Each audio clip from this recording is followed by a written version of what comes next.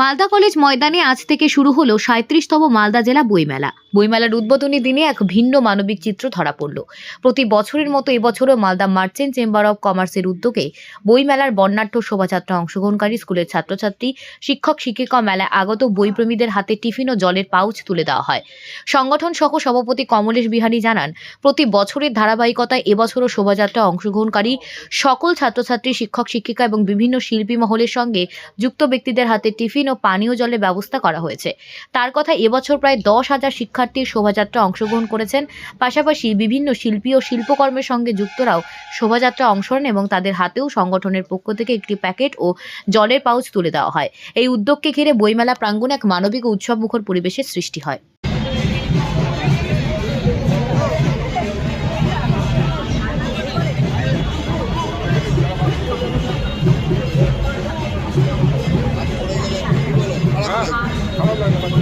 আমাদের খারাপ লাগে।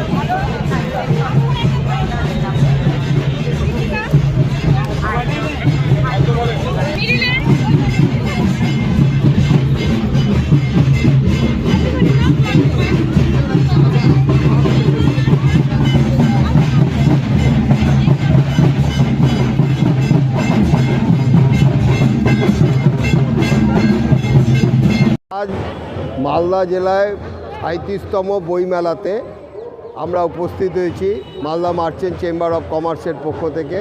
প্রতি বছরের ন্যায় আমরা মালদার যত স্কুল আছে তাদের ছাত্রছাত্রী এবং যারা টিচার আছে তাদেরকে আমরা টিফিনের ব্যবস্থা করি। এই বছরও আমরা সেই অ্যারেঞ্জমেন্টটা করেছি।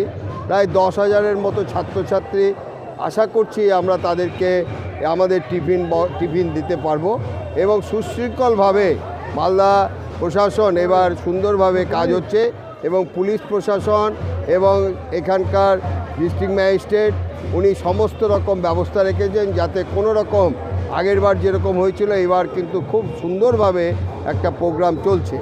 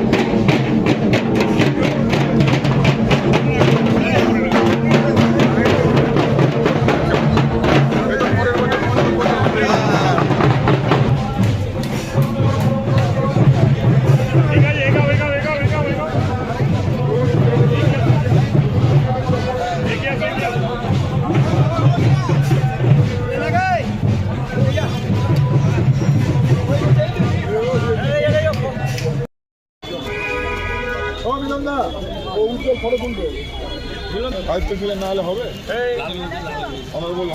না তো থাকবেই।